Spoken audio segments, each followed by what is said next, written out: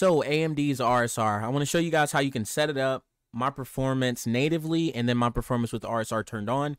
And I just want to go over all the different problems that I'm having with RSR so far. So let's go ahead and get into it.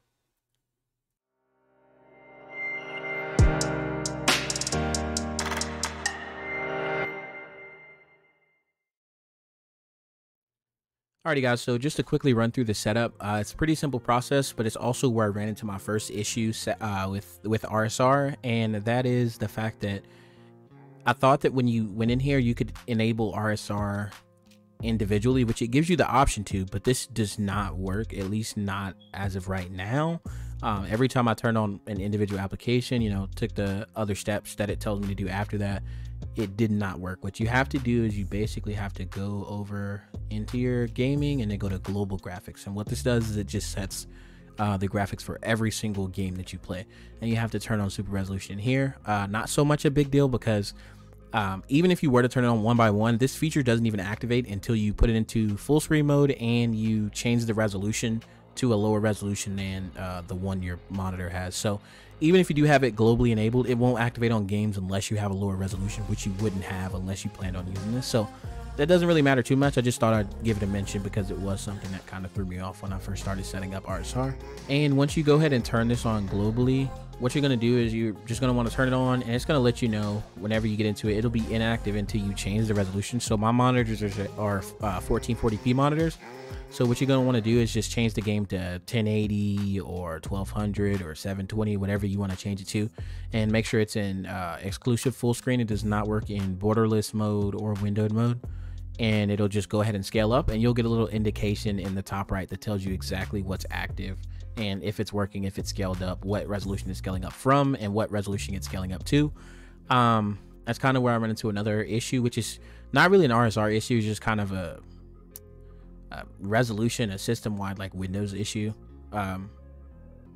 Once you turn it to that lower resolution, it kind of changes the dynamics of, if you have multiple monitors, it'll change the dynamics. So let's say if I wanted to put something on my right screen, once you start RSR, it kind of misplaces everything on the right screen. It kind of changes the resolution, so the entire like dynamic of how the monitors work with each other don't work. So if you plan on multitasking while using RSR or streaming, unless you have like a separate computer, it's going to be kind of hard. I haven't figured out a fix to this yet, but if I do, I'll post it down below or update you with another video.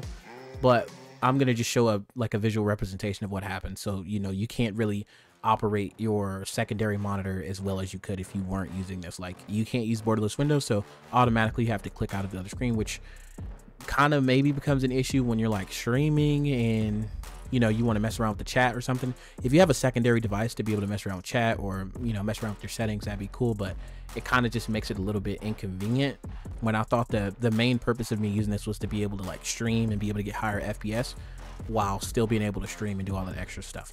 So just for a quick little performance test, I decided to use Apex Legends for two main reasons. One, because I play it so much and I know that it normally performs really, like, it's a really stable game as far as performance and FPS numbers go. And the second reason is because it is a battle royale game, and you got just a lot of different like environments you can play around in. There's a lot of times where it's just static and it's not much going on. There's other times where it's like 1,000 different things going on the screen at once. So I thought it would be a good quick little test just to show you just basically how your performance is going to vary, depending on if you are using native or RSR turned on. So for this test, I pretty much I never play the game like this because it's just not necessary in a game like this. I usually like to go with lower settings, but for this test I turned everything up to max except the FOV. I got the FOV set to 90. I think like 110 or 120 is the max on Apex, but it just feels funny playing with max FOV for some reason to me. So what I did was I just turned it up to 90, and these are kind of the results I was getting. I'm just going to play some clips in the background so you can kind of see what it looks like in FPS counter up in the top right. But typically what I was looking at as far as like FPS numbers in this game, now with native, I was pretty much going from anywhere between 90 FPS all the way up to like 170, 180, maybe even hitting 200 sometimes. But the 190 definitely wasn't consistent. I would say I stayed more consistent around like 120, 115, depending on the scene and what's going on. And now switching over to the RSR gameplay. Now, I would like to say like the visual differences are minimal. Like it's very hard. Like there's maybe some tiny little bitty instances where you can tell the difference, but Visually, it looks damn near identical, especially if you're going to be boosting up the settings like I did. What I noticed though is that it was a little bit less stable when I was using RSR, but typically I was running anywhere from like 140 to like pushing 270, 250, you know, but I would say like the average around there is like closer to around 200 FPS, which I don't typically need because I only have 144 hertz monitors anyway. So typically I wouldn't run this type of setup. I would probably lower some stuff down just to get more stable frame rates, turn RSR on, and I'd be able to get like the perfect balance. And you can, you know, you can play around with this, tweak with your settings and everything like that and the different resolutions to get what you want. But I gotta say, especially if you're using like a more underpowered GPU, this would be a big help, like to be able to boost up your performance numbers while also getting better visual quality out of your game. You know, some people, especially me, I don't like to sacrifice all of my visual quality for performance. It just doesn't make the game worth playing, in my personal opinion.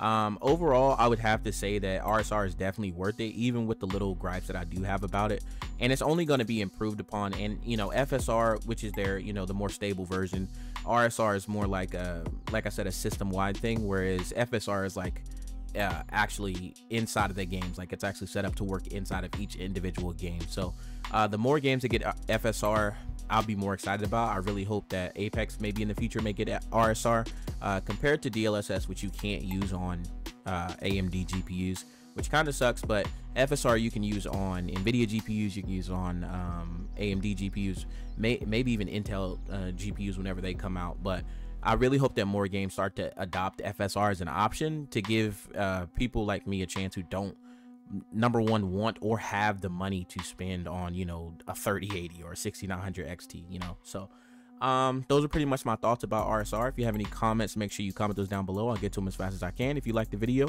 please hit that like button, and if you would like to see more videos like this in the future, please consider subscribing to the channel. Thank you so much for watching. Take it easy.